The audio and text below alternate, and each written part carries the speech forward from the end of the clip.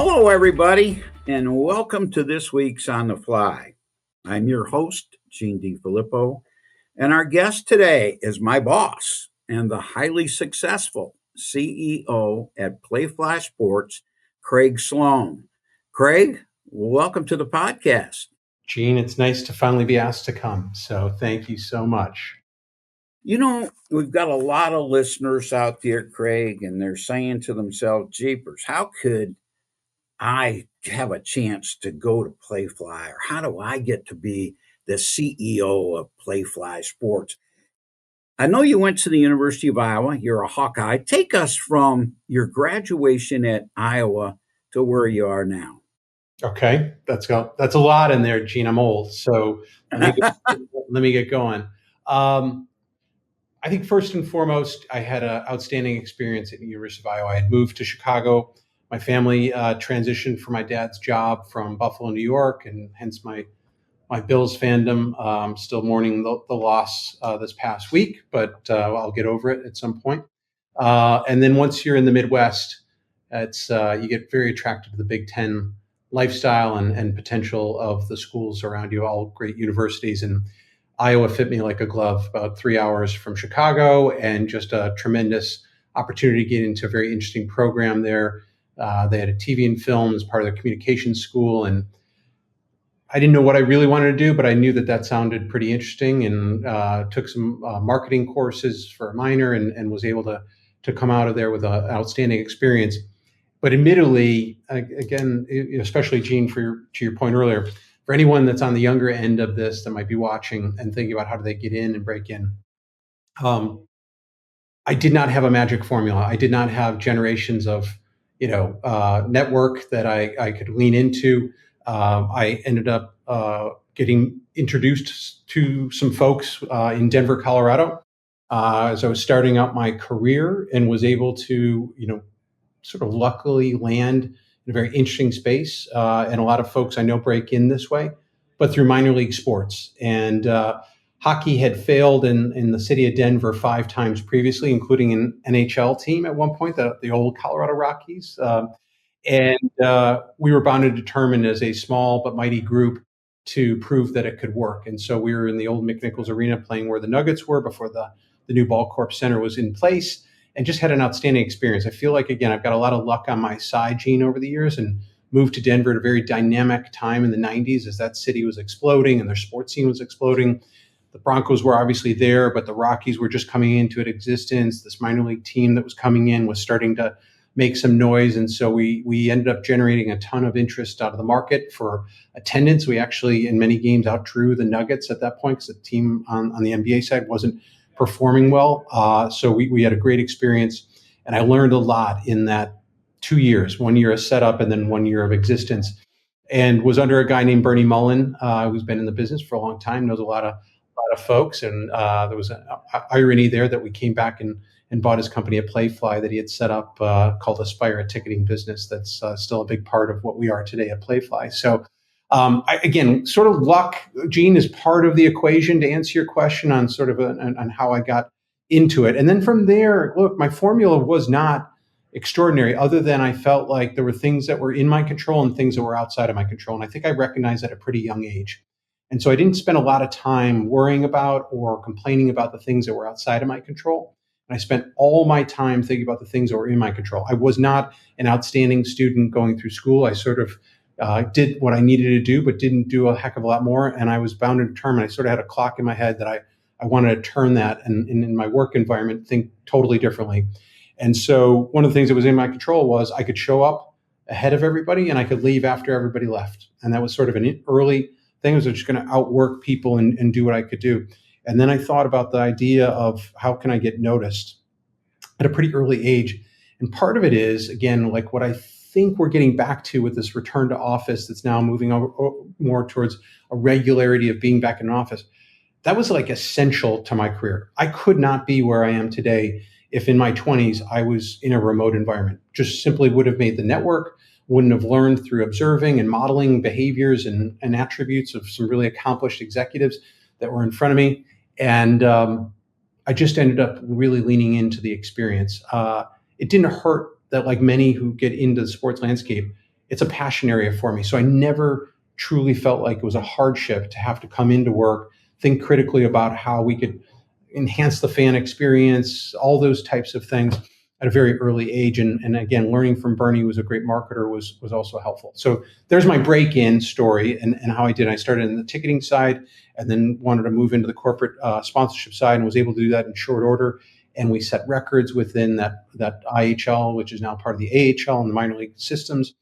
And, again, nothing, breeds confidence like success. So that success ended up helping me understand that I probably needed to grow and broaden out even more. So after a couple of years of doing that, the Nuggets ownership brought the Avalanche from into town from Quebec, the old Quebec Nordiques, and there was an opportunity to move to that side. And here's the sort of the next lesson in my journey was hook onto somebody you really respect. And I had somebody in the sports ecosystem that I trusted implicitly, that I'd gotten to know over those couple of years of being in the sports world. And I said, I've got this opportunity to go work for the Avalanche. It was a great company, a great group of people. And I said, I just feel like I want to do something a little different, but stay in sports. And he gave me strong suggestion to get into sports media. I could always come back to the team side, but you need those mentors that can broaden out your scope and your aperture. And it did. I didn't even think about that previous, even though I was part of TV and film program in college. I didn't think about the sports media landscape. And I moved over on the media side and started working in Denver for a regional sports network that those were just coming into vogue. And it fit me like a glove again. I didn't have to go to every single game. I could still work in sports. And I was, finding ways to work in what another passion area of mine, which is marketing, and going to brands and talking to them about what their marketing objectives were and sort of take that philosophy to them. And I felt like the more that I could sit on the same side of the table with marketers, the more success I would have. And that started to occur. And I was starting to outsell and do some things that people didn't expect of me at an early age and experience in my career. And then that success and following that mindset just sort of led into my media experience. So I had a few years in Denver of doing that. Eventually got a tap on the shoulder from Fox Sports to move to Los Angeles and get even into a bigger role on the national side of the equation, and then started to find my career moving into even bigger and maybe even meatier opportunities for me to grow, including management and the like. So I feel like I'm rambling here, Gene, as I'm talking at you, but these were key components of again, as I think about my career looking back, those 20s, 22 to 29, I learned so much that shaped who I was. And then I just started to build on that as my foundation to see how I could enhance and become better. When I moved into management, Gene, I was a disaster. I was young. I was 29 years old, and I was sort of handed the keys to a team, and I didn't know what I was doing, and I trial and errored it. So I wish I had a little bit more of that idea. What I did early in my career, I should have been asking more questions, and I just thought I could prove that I deserved it by just showing up and doing the things I did before, and that trial and error really shaped who I was over the next few years as well, which was I didn't know everything. I didn't have to know everything. There's so many smart people that we all work with in our careers, and whether they're working with you, for you, around you, whatever that case is, everybody's got an ability to contribute and make you smarter about your job. So I went from very much sort of a dictation of here's what we're going to do to a much more of a trial and error on I want to understand how can we improve, how can we get better, and trying to find ways to inspire people. And that started to connect, and we were having successes. And so my job got broadened out. So I was just at one point overseeing one office, then I started overseeing a part of the country, then half the country, and eventually the whole country. And I was still a pretty young guy in my mid 30s doing that. So those things put me into rooms that I probably shouldn't have been in at a very early age. To quote Hamilton, the play Hamilton, my daughters love, the room where it happens is one of the songs from that, and it's about things that happen, where it's really you want to be in the room where it happens, and I got that exposure. And I've told this before, I think it may be even to you, Gene, when we were out to dinner one time, but there was an executive at Fox Sports, the president at the time, who had been inviting me into a lot of big meetings. And this was another key learning lesson for me in my career. And I was contributing or maybe over contributing. And he basically said to me, like, we invite you into the room because we want you to learn, not because we want you to prove you're the smartest person here. So that was like a humbling moment, but it was essential for my career growth that I started to, again, think about how I could listen better, become more astute, learn through that, and then formulate concepting. I think if everybody who is in that stage in their careers, maybe they're not entry level anymore, and maybe they're not fully into senior management, but you want to move into that senior management. I think that idea of being able to sit back and listen and allow a room to have a topic get really discussed and batted about, and then to come in at the end and summarize what you've heard, and then to make a suggestion about what you think should be the next steps, is a very mature way to manage a situation, but manage people as well, and not always have to be the person who leads the meeting, beginning, middle, and end, over talking, not enough listening. Those are some of the lessons that helped me get to that next level. And then eventually, when I started moving into senior executive leadership, again, I think it's a bit of just hard work and luck, Gene. After that, I will say this: moving into Playfly, and I'd love to talk about our journey here at Playfly too, but Playfly was very interesting. There's lots of places that my divisions that I was overseeing at Fox Sports could have been moved when Fox decided that they were going to sell the businesses I was overseeing. And of all the places we could have gone, I can't picture a better place. And I mean that today. And I can look back with retrospect and say, there really wouldn't have been. We could have been moved to another media company. We could have been moved to another type of sports entity or agency. And Playfly was this new kid on the block, starting up, trying to figure out what they were going to do, but building an idea around the idea that fandom mattered. And that's everything that I had been really leaning into in my career about the differentiation of sports and the impact that sports can make. It's all about the fans and the impact that fans have on results. So I ended up in a great position, a great spot. And since I moved into Playfly 4+ years ago, just have had a really interesting ride as we've built this out. To your point up front, it's a pretty big business now, right? We've got over 1,000 people with our full-time contractors and our full-time employees across 43 states. We operate here in the U.S. and have a dominant position in some places. We're in Canada, and now we're in Western Europe, having launched a London office back a year ago, right about this time. And we're going to continue to expand and become a global sports power. And we maximize revenue for sports properties. We do it through a deep understanding of fandom, and we're having fun building that out. Craig, having worked closely with you, you mentioned luck. I've found in my career that the harder you work, the luckier you get. Mm-hmm. And you sure put in the hours and the time. Yeah. And you know what? The harder you work, the luckier you get. And that's you for sure. Now, let me read something here because this to me is incredible about what you're over. I mean, I work closely with you, but I don't know how you can keep all your arms around all this. All right, Playfly connects more than 2,000 of the top global brands and over 200 sports properties, rights holders, including athletic departments and professional sports teams, reaching more than 85% of all U.S. sports fans. Across the professional sports landscape alone, Playfly provides brands with access to fans across 1,900 NBA and WNBA games, over 4,000 Major League Baseball games, and 1,600 National Hockey League games per season. I get tired just reading that. Yeah. How in the world do you keep up with everything? Hearing you say it out loud, it does sound intimidating and like a lot. Gene, I would say a couple things. I think one is obviously we've got outstanding people. So if it was just me or just a handful of folks, unachievable. But if you look at, again, the depth and breadth of what Playfly has, we have built our business off of people. There's almost no other resource in the company. It's very much a service-oriented business. And so we just hire the smartest and most high integrity folks in our in our sports ecosystem to come in and that really care about helping partners achieve the results. And so what that's done is allowed for us to get bigger and broader and more assignments along the way. To your point, I think it's also partly for me about how I keep it all straight. We compartmentalize the business into 4 commercial buckets, big buckets, but they are, and allows for me to sort of shift.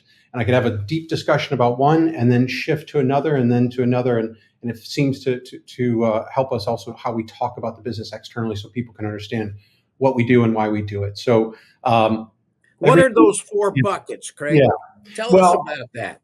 Yeah, happy to explain. So the one that obviously you and I deal with the most together is on Playfly Sports Properties, which is or originally was defined as a multimedia rights business in college and high school. And now, as you look at that business, as we've grown and expanded and what's happening in the college and high school landscape, it's broadened out to be a multi-service business between multimedia rights, ticketing, NIL, maximizing NIL experiences, experiential, property management. So there are things that we're doing in that space that are some at a very rich and deep level, some that are more nascent, but in the same breath, a big, broad business that's getting bigger and stronger. And I think the opportunity in college for us is so extraordinary. We'll come back maybe to talk about this, but the undervalued nature of college is clear to us. We've got a lot of smart folks in our data science team and all of our insights folks that are looking at the information on a regular basis. Lots of upside in that business. So we spend a lot of time on that business. That's what you and I talk about the most. Media is next. And that's another big one that has an opportunity as all the change of NHL teams, MLB teams, and NHL teams, MLB, NBA, and NHL teams across the country are happening in real time. There's a lot of evolution about local media rights. It's creating opportunity for us to look at things a little differently. It's been pretty staid for a couple decades of where regional sports networks were the homes for all of those teams, and they match up across the country and create a quilt, if you will, across all of the U.S. Well, that still is occurring to a good extent. Now there's a lot of new distribution platforms, direct-to-consumer, broadcast TV, local stations that are getting back in the mix. The leagues, in some cases like MLB, have come in to this space to stand up rights for local teams. The most important thing, Gene, in that one is there's a ton of certainty in that business because what we know is, on opening day, Red Sox fans are going to be in Fenway and watching their local broadcasts. Yankee fans are going to be in Yankee Stadium and watching their local broadcasts. Cubs fans in Chicago watching Wrigley and watching theirs, and same with all the teams across country. And so that is a nice thing to build a business around. That assurity of the fans are going to want this content, and they are spoiled. Every game is on. You can watch it on multiple devices.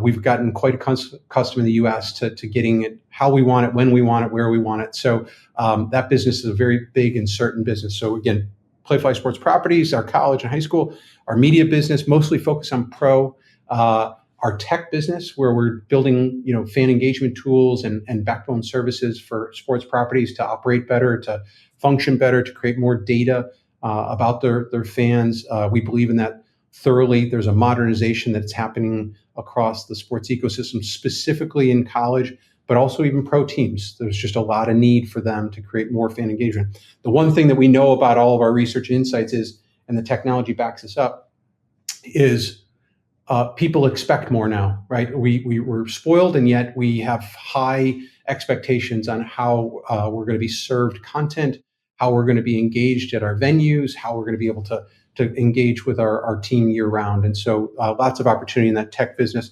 And certainly last but not least is our commercial services unit. It's essentially an agency within our agency. And so it's what we call Playfly Global Partnerships. And that encompasses everything from our naming rights teams. They're selling marquee assets and patches and districts and all these opportunities that are these big ticket items that sports properties oftentimes need the third-party expertise to tell them the value of the assets, and then also to be able to create a marketplace for those assets. We do that to a high degree. And then we've got our consulting businesses. And so if you think about how we're advising sports properties now at this point and brands, it's across properties, brands, events. We're doing hospitality. We're doing experiential. There's just a tremendous opportunity. If you think about all the expansion, Gene, that's happened in the sports ecosystem, it's created opportunity, but it's also created a fair amount of confusion. And so what I love about our advisory groups are super experienced, smart people coming in to help people not make a wrong turn, where they get either into something that's not going to provide the benefit, or maybe they get away from what their core messaging is. All those things, I think we've got a great set of folks that are able to help people achieve the best results possible. And we do that through data and understanding, again, fan behaviors to a level that I don't think anybody can keep up with. Wow.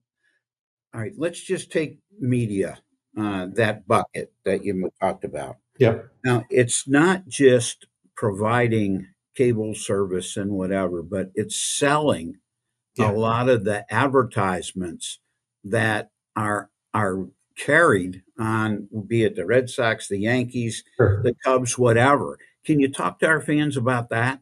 Yeah, absolutely. So there's a couple things to note, I think, Gene. One is there's a real inherent advantage of our model.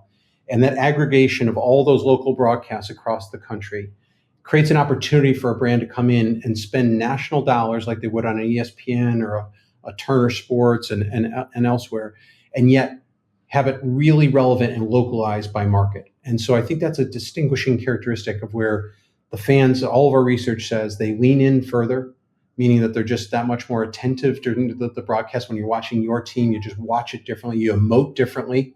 You actually, because of that emotion, you're that much more connected to the brand advertisings that are in there. So all of the research says the recall's better, but how you feel about the brands that are supporting your team and your community, very tribal or communal experience. And so from that perspective, we know we've got the right model, right? Mousetrap, right? We've got this certainty and then all of this engagement that happens.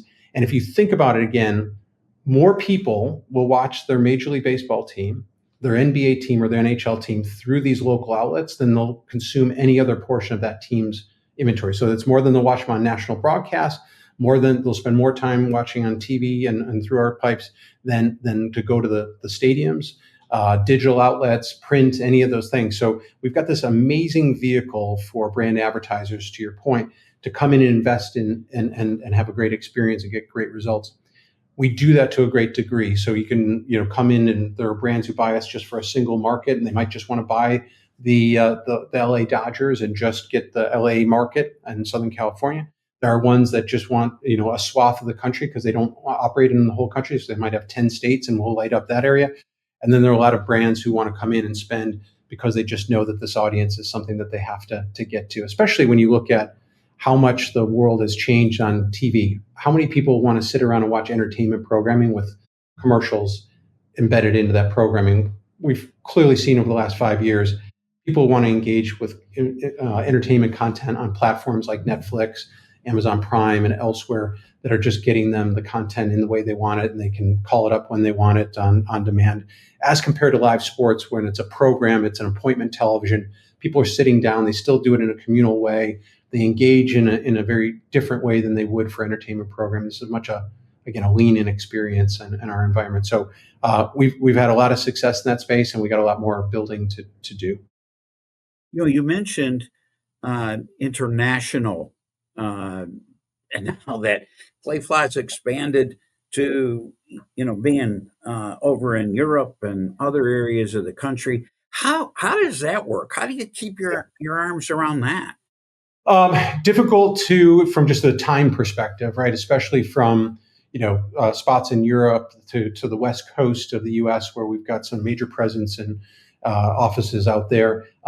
There's some challenges in that, and we've learned that over the past year, but so much more opportunity than challenges, Gene. I mean, if you really look at it, so there's a few things that we theorized before we made this jump into expanding into Western Europe in particular, which is one, the idea that the international rights of the professional teams and the colleges here in the U.S. that allows for them to create events over across the ocean to set up a live game, to create a set of fan engagement experiences and all the like. So that right has now been more clear than ever before, and you're seeing the proliferation of games across NBA and NFL in particular, putting games outside of the U.S. And so from that perspective, we think there's a lot of opportunity for us to help our current partners in the U.S.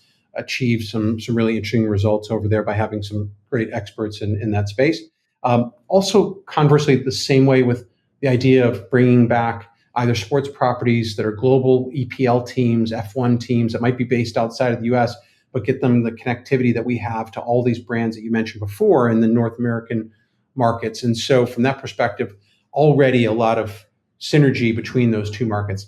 Additionally, there's a lot of capabilities that we have here in the US that have not necessarily been rolled out across into properties outside of the US, specifically in Western Europe, that we think are going to modernize those teams as well. And those could be tech and data platforms. Those could be more fan engagement, ways they look at delivering their content and their media rights, all of the like. And so we've had a really wonderful experience. Now, it helped that we hired a couple of gentlemen that we really believed in to sort of get us off of the ground. And now we're building a much richer team over there and going to envelop them with a lot more opportunity for growth in that area. Craig, you mentioned college sports earlier, and there has never been a time when there's more change in college sports, whether it's super leagues, whether it's NIL, whether it's MMR rights. What is Playfly doing to keep up and to stay the leader in all these changes in college athletics? Good question, Gene. I think first and foremost, I think it's just from a philosophical standpoint, how we think about that space and this evolution and all the transformation and change that everyone's writing about, talking about, and conjuring up. And that philosophy is this is good, right? The idea that they're enhancing the experience and the opportunity for student athletes in particular is something that we want to lean into. And so we've never felt like that we wanted to get defensive and try to protect our rights or try to protect our turf. We've leaned into it as sort of differently and thought about it from a perspective of what is the opportunity that's there for our partners, and then therefore what is the opportunity for Playfly. And so we've even created some new business units and products off of that concept. But I think ultimately at the end of the day, Gene, it is a fascinating time. I have a lot of empathy for the athletic director and their staff at the schools, including the university president that is involved in a lot of key decisions that are going to shape the future of that program. And I don't know which way I would be looking if I were them, right? If you think about it from the transfer portal to retaining coaches at the levels that they're having to pay to retain, even at the assistant level. We saw some news this week, which was just sort of extraordinary, setting new records. And so the thought of like, is that it? Is it the student athlete and making sure that they're having the best experience and stay in the program? Is it the idea that the business side of their equation needs to be modernized and enhanced?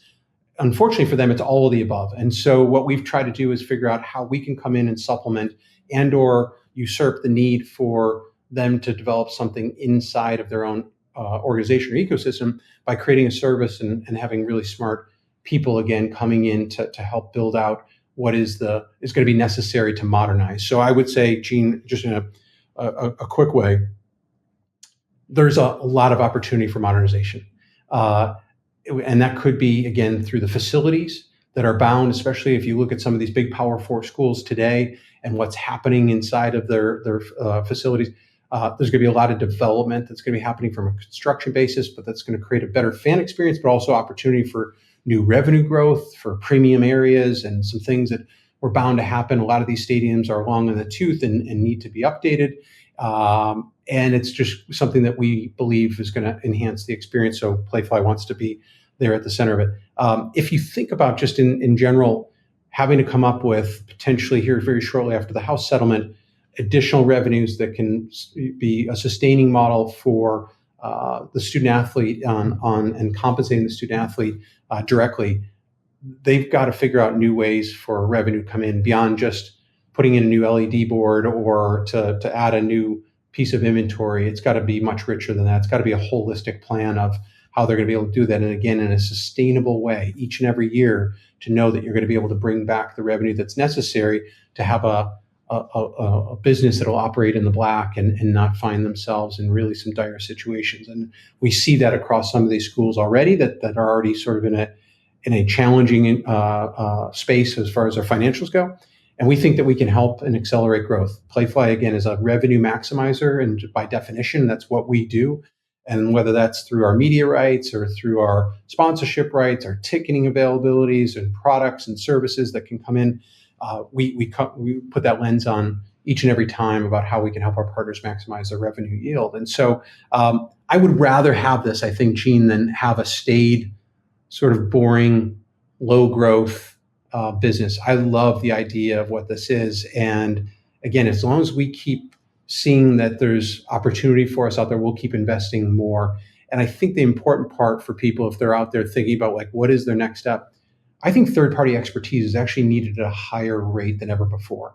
And schools have gone in-house with certain services and even multimedia rights, and that's been, up and down.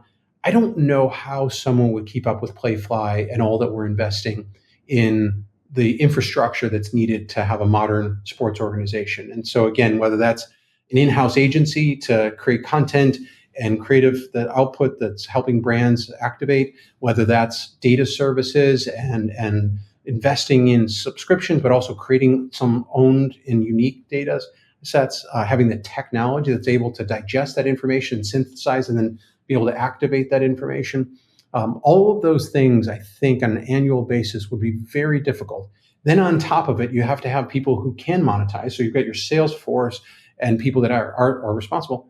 And we can create incentive plans and packages to get people really excited to lean in and do that, but also train them to keep up with where the business is going. And so if you're an individual property, it'd be very difficult to keep up with how much I'm investing in our company for learning and development that's going to keep our sales force modern as well, not just the things that we're taking to market, but that they're capable of leaning into what's actually happening and occurring. And that's going to continue to evolve over the next few years. So I'm excited about it. We as a company are excited about it. I'd rather have this again than any other scenario. The change is good. It's gonna lead to opportunity.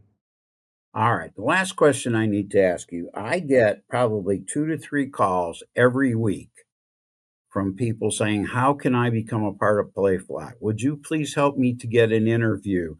I know that you're working with Playfly. They have this particular job open. How do I get an interview?" Can you talk to some of the young people out there, and even some of the older people that may be looking for a change? Sure, absolutely.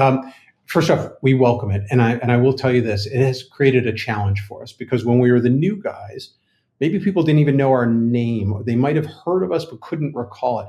I think we're at that stage now that we're over 4 years old, that I think people now do understand who we are, what we're trying to do. And we've won best places to work in sports through SBJ and front office sports. We've sort of built a reputation that our culture is one of the reasons for all the success that we've had. And so I love when people say, "I've heard good things about your culture. I really want to come in there and work there. What can I do?" And I said, well, first, like for me, is just a self check of, is my integrity at the levels that it needs to be personally and professionally? Meaning, personal side, am I a good person? Am I doing good things? Because we're going to weed that out in you in an interview process. The second thing is professional integrity. Is do what you say you're going to do. If you commit to something, you are going to, hell or high water, figure out a way to do it. And so sometimes we're going to miss deadlines. Everyone has challenges and things that get in the way, but do you communicate proactively? All of those things. So if the person is coming to the table as a candidate with a lot of intent, a lot of good intent, and then also happens to be a good person with integrity, I like their chances of finding their way into an interesting discussion with us for openings. The good news is we continue to expand. So for somebody that is watching and thinking about it, I would hawk playfly.com on a regular basis. The website's going to undergo another update on look and feel, but the same thing will be there, which is all of our job postings will be there. And again, you can find them through a lot of the other places as well. I think that idea that how we look at the business is a bit unique. I'm not telling you totally unique, but a bit unique, which is we love our intern program. We love what it does for us to build a pipeline of candidates. And so we very often convert people from that internship into full-time employment upon graduation. So from a very beginning perspective, we've got that. The second thing is we're very purposeful about promoting from within. I would rather do that every time rather than having to go outside the organization when we have an opportunity for growth. And so from that perspective, again, that learning and development component, all the things that we lean into, I think provide some benefit to somebody who wants to get into Playfly. I can promise you a great culture and an opportunity for growth. And so everyone who wants to get in, I hope you find your way there. And our recruiting department is strong, and we're trying to pour through tons of resumes, whether it's internships or full-time employment on a regular basis. But don't give up. We're going to continue to expand and grow. Well, we're out of time on this week's On the Fly. I'm your host, Gene DeFilippo, and I want to thank our guest and my boss, the CEO of Playfly Sports, Craig Sloan. Craig, this was absolutely terrific. I want to thank you for being on our podcast. Thanks for the questions, Gene. It was a pleasure. Goodbye, everybody. Thanks for your time this time, and we'll see you next time.